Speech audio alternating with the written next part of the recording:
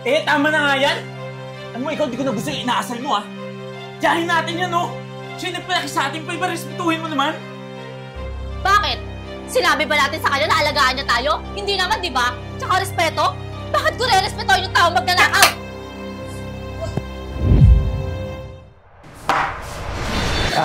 Chang, alis na po ako. Ay, ganun ba?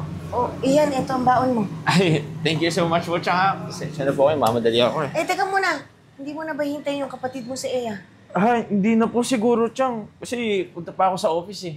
Alam niyo naman, working student. Oh, sige. Sige po, Chang, ha? Sige. Mag-ingat ha. Sasabihin ko na lang. Apo. Okay.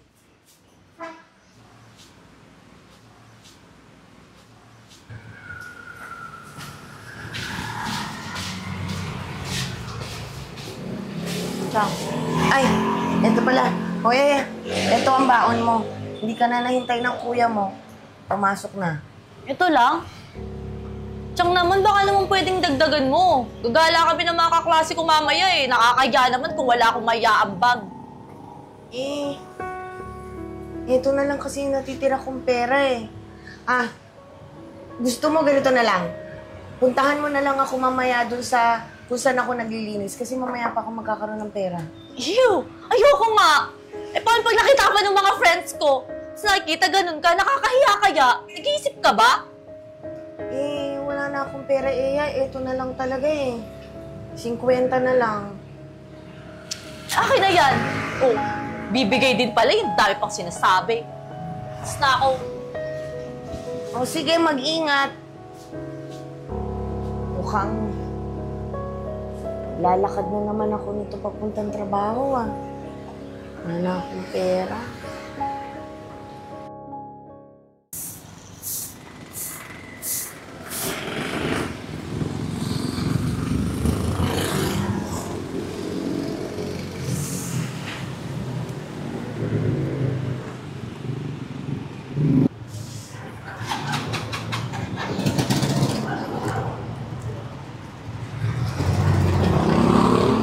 Nay, ano po nangyari sa inyo? Ano kasi, Iho? Nahilo ako habang nagwawalis sa gutom siguro kasi hindi pa ako nakain eh. Ganun po ba?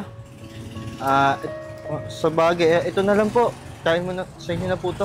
Ay, huwag na, Iho. Parang kinakain mo na. Sige na, gutom ka din. Hindi. Kaya ko pa to. Okay lang po, bibili na lang po akong bago. Malit na bagay lang po sa akin ng pagkain. Sigurado ka ba? Opo, sigurado po, Nay. Sige.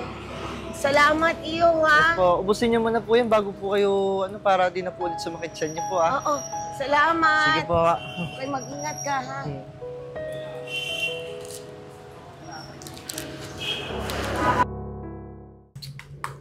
Ano ba naman yan? Toyo na naman yung ulam.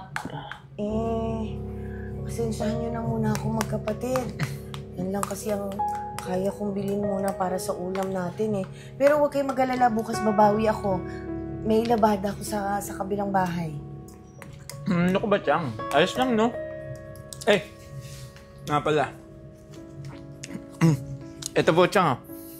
Nagbayad na po sa akin yung nag-tutor. Kaya ito, pandagdag nyo na pambili ng bigas sa pagkain bukas. Hindi na. Itago mo na yan. Bilhin mo yung mga kailangan mo. Ako nang bahala. Kaya kong gawa ng paraan yung pagkain natin bukas. Sige, sa'yo na yan. Ano ba, Chang? Kunin mo na nga. Para makabili ka naman ng masarap natin na ulam. Hindi palagi na lang toyo tsaka itlog yung ulam natin. Sige na po, Chang. Hindi na.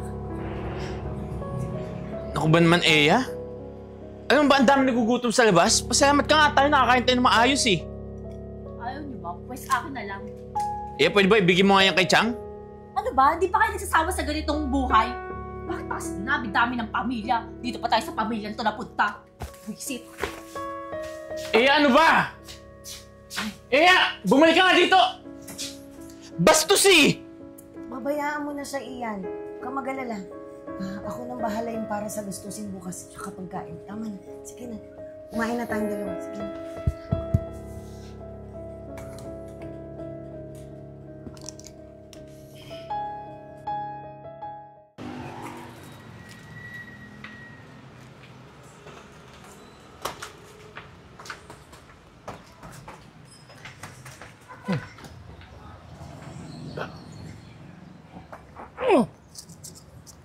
Wallet to ah. Picture. Teka. Parang kilala ko to ah. Pamangkin ni ano to, ni Chang Rachel. Kanya nga ito, nahulog. Iho! Oh, mga Ivan. Namumukhaan ko to eh. Hindi ba kapatid mo to? Opo. Kilala mo rin? Wallet po ng kapatid ko to. Nakita ko kanina eh, nalaglag eh. Buti na lang nakita ko at nakita ko may picture. So, buti nakita ko. Salamat mga Ivan ha. Walang ano man iho. Sige Sige, po. paano? Tuloy na ako. Aba, Sige, bigyan sige mo po. na lang sa kanya yan. Salamat po mga Ivan.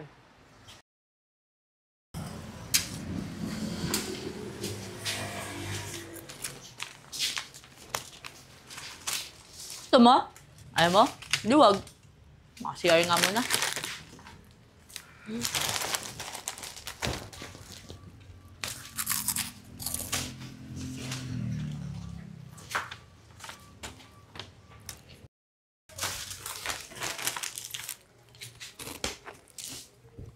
Teka, saan yung wallet ko?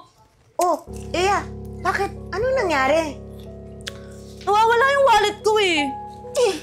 Saan mo ba nilagay? Dito ko lang yun nilagay sa jacket ko. Tignan mo, nawawala. Siguro kinuha mo, no? Uy, Eya. Huwag mo naman ako pagbantangan ng ganyan. Malay ko kung nasaan ang wallet mo. Anong malay mo? Tayong dalawa lang dito. Kung sakali mo may pumasok dito, makikita mo yun.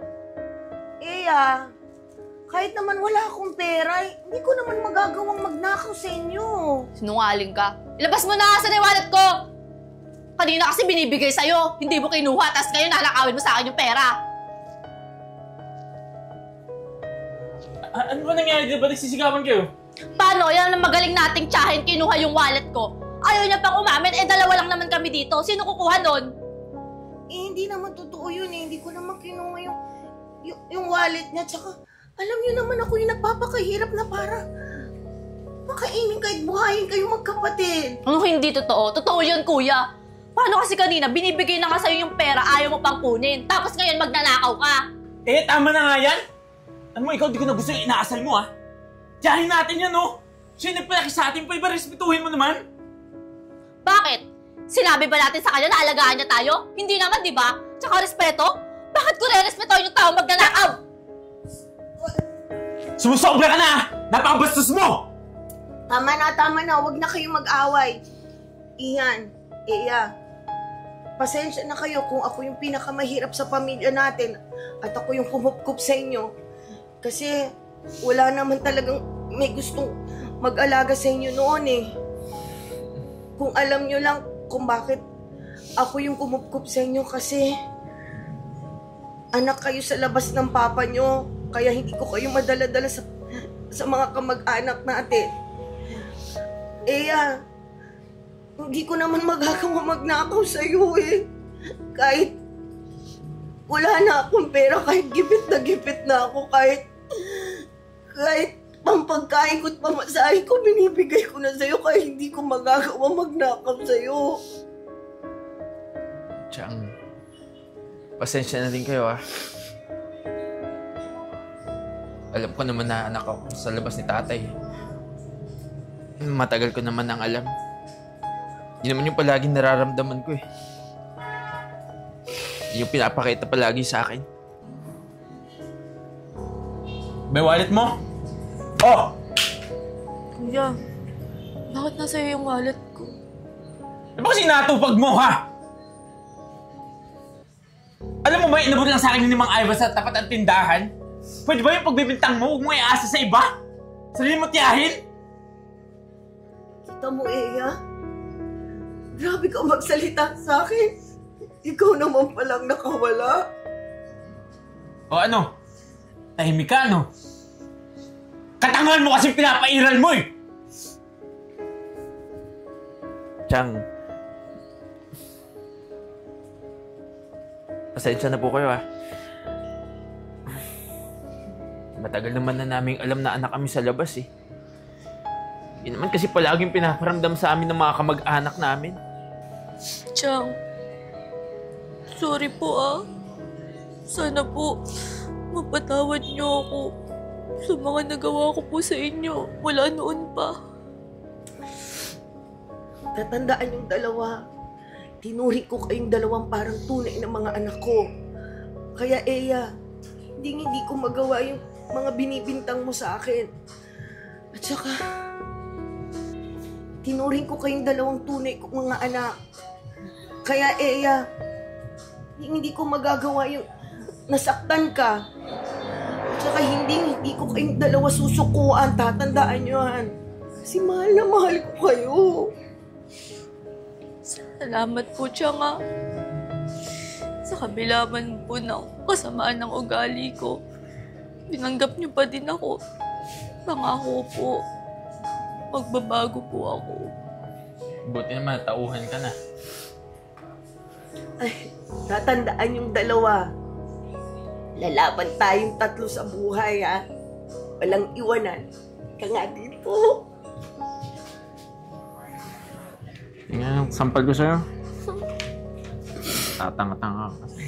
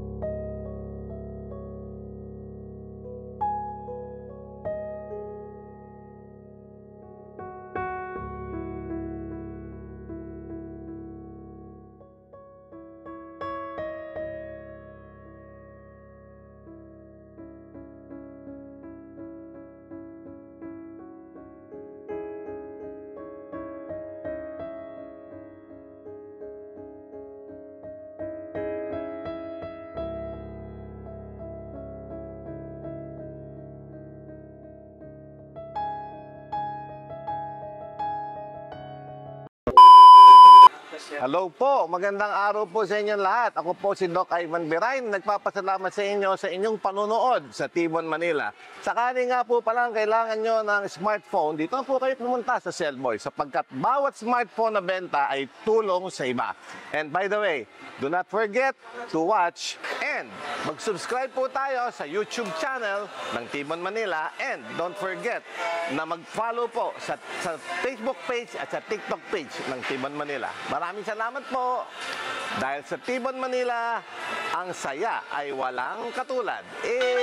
Sa Tibon, Manila, buhay ay masaya. Kasama ang bagata, wala kasi saya. Sa bawat tulog at galaw, magkasama tayong lahat. Tibon, Manila, walang pag-aalilangan.